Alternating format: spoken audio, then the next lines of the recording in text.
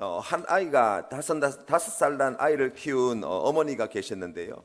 이 5살 난 아들이 어느 날 아침에 일어나자마자 엄마한테 와서 오늘 설교 제목에 나와 있는 이 이야기를 했다는 거예요. 엄마, 나 엄마 가슴을 부셔버리고 싶어. 이 이야기를 듣고 어머니가 큰 충격을 받으셨다는 거예요. 아니, 왜 이 아이가 이렇게 공격적인 말을 했을까? 여러분, 우리가 그러한 이야기를 들으면 여러분 마음 가운데는 어떤 생각이 드십니까? 네가 무슨 의도로 하였던 표현 자체가 너무나 공격적이기 때문에 그거 잘못된 이야기야. 그렇게 해서는 안 돼. 우리가 그렇게 쉽게 말을 하지요. 또 거기에서 조금 더 나아간다면 너 어디서 그런 이야기 들었어? 누가 그런 말 하대? 이렇게 그 출처를 따져 묻기 시작하게 될 것입니다.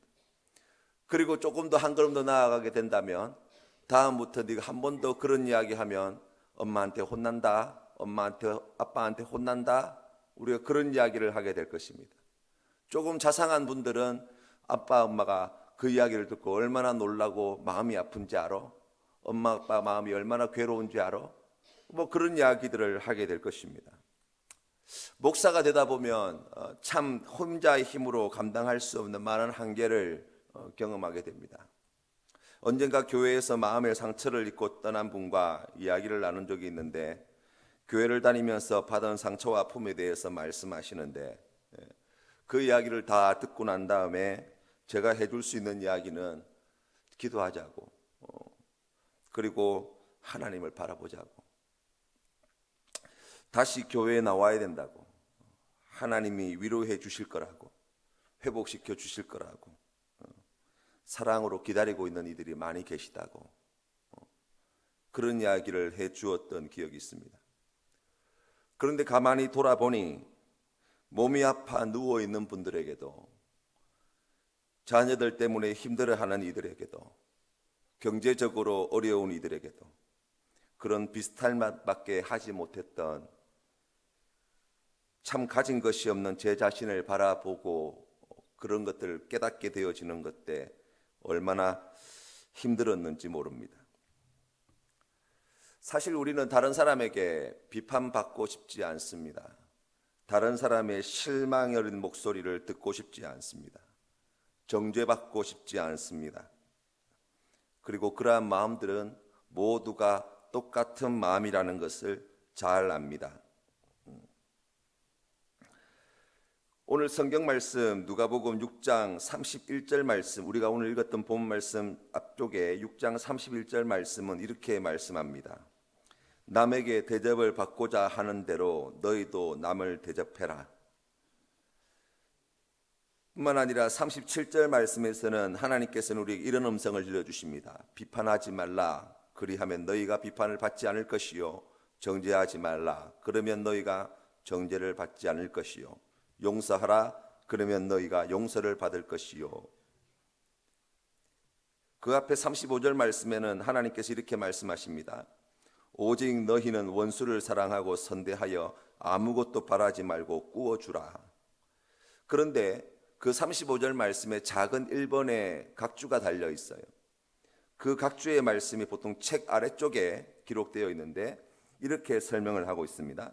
어떤 사본에 아무에게도 실망하지 말고 라고 나와 있어요.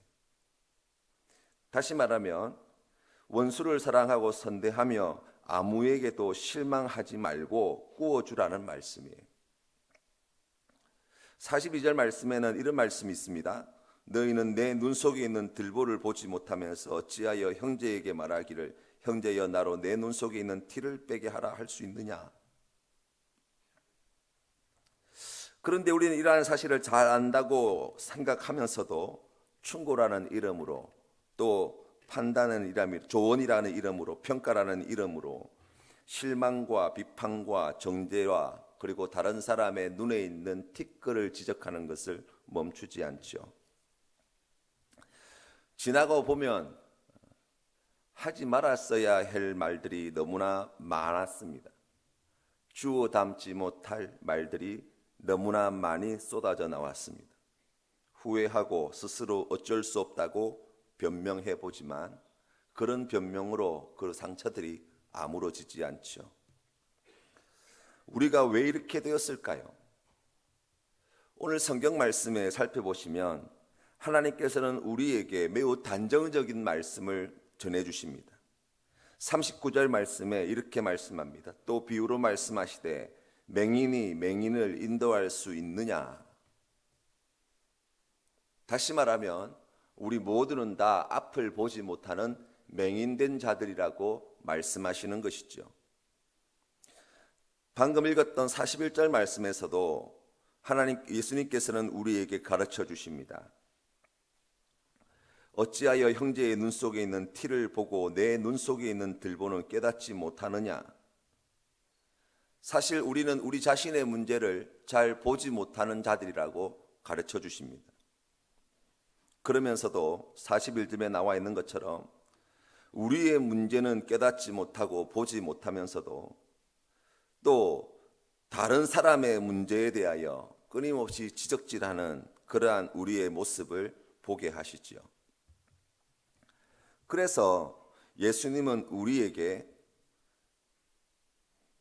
나쁜 열매를 맺는 좋은 나무라 말씀하지 않으시고 악한 열매를 맺는 악한 나무가 되었다고 오늘 말씀은 우리에게 가르쳐 줍니다. 사랑하는 성도 여러분, 우리가 악한 나무인 것을 어떻게 알게 될까요? 그것은 우리 주변에 가까이에 있는 이들을 돌아보면 됩니다. 어렵지 않습니다. 어느 날 대화가 막히고 어느 날 두 눈을 똑바로 바라보는 것이 힘들어지는 사람들이 점점 더 늘어나게 되어지고 어느 날 가까이에 있던 이들이 한두 명씩 사라져가는 것을 보게 되어질 때 왜 그런 일이 일어납니까? 라고 질문한다면 우리가 나쁜 나무가 되었기 때문입니다. 그래서 나쁜 열매를 맺었기 때문입니다. 안 보이는 것이 문제가 아닙니다.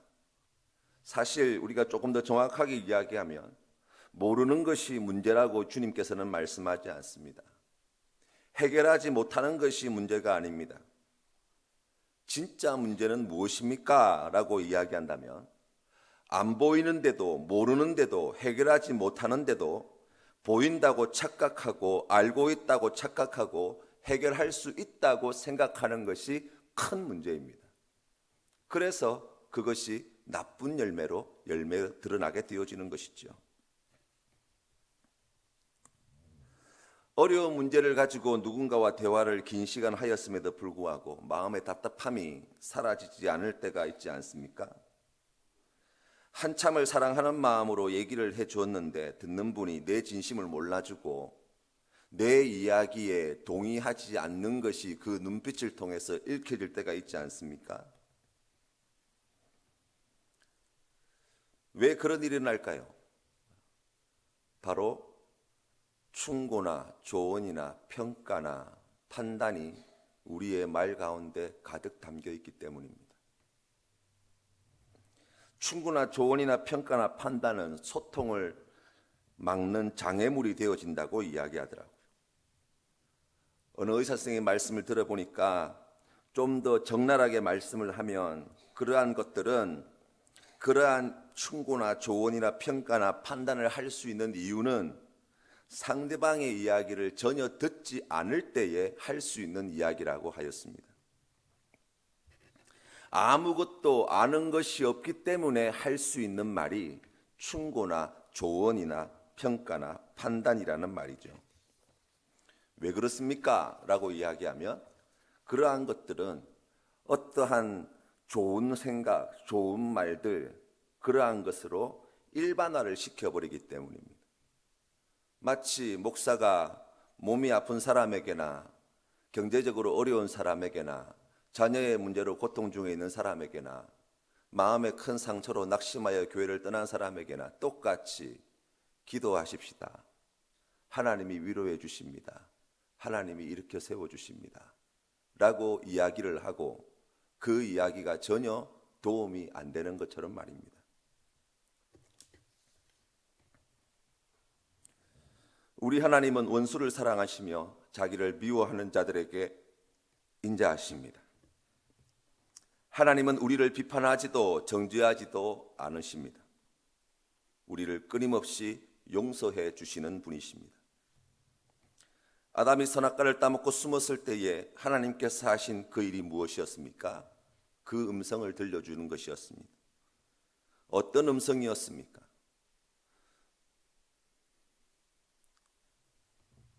네가 잘못한 게 무엇인지 아니? 라고 말씀하지 않으셨어요. 네가 앞으로 어떤 고통을 당할 줄 아니? 라고 말씀하지 않으셨어요. 내가 한 말 벌써 잊어버린 거니? 라고 말씀하지 않으셨어요. 우리 하나님의 질문은 하나였습니다. 아담아, 내가 어디에 있느냐 물으셨습니다. 모든 것을 아시는 하나님께서 그가 어디에 계신지 몰라서 하신 질문이 아니죠. 불꽃 같은 눈동자로 다 살피시는 우리 하나님께서 그가 지은 죄가 무엇인지 몰라서 물으신 것이 아닙니다. 숨어버린, 불과 얼마 전까지 마음을 나누고 사랑을 나누었던 그 마음을 물으신 것이죠. 아담의 대답이 그러했습니다. 내가 동산에서 하나님의 소리를 듣고 내가 벗었으므로 두려워하여 숨었습니다. 그의 두려움을 하나님께 비로소 내어놓게 되었죠. 실망이 되고 비판하고 싶고 정죄하고 싶은 일을 저지른 사람에게 우리가 먼저 해야 할 일은 무엇입니까? 충고하고 조언하고 판단하고 평가하는 것.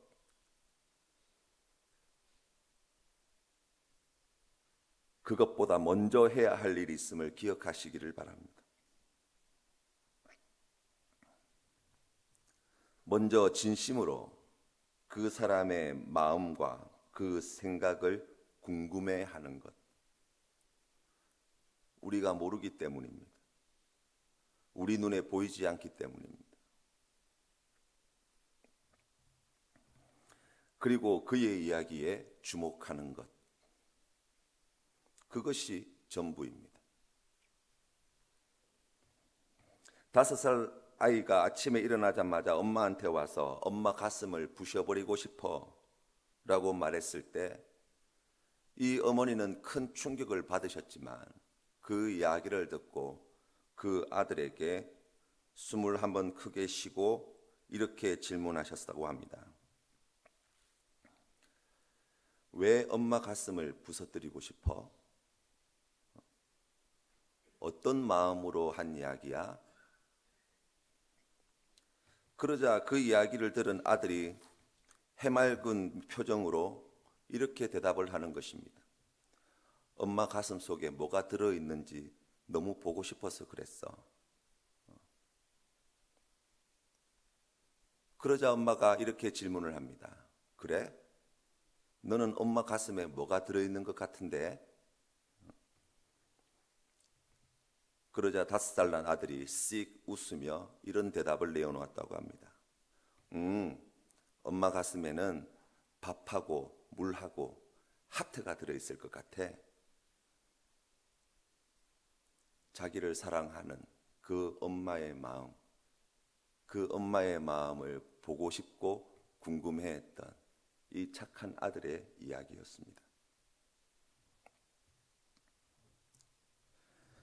우리가 하나님께로부터 받은 은혜를 기억하십시다. 우리에게 하나님께서 베푸르셨던 그 자비롭고 인자하신 사랑을 우리가 다시 한번 기억해야 할 것입니다.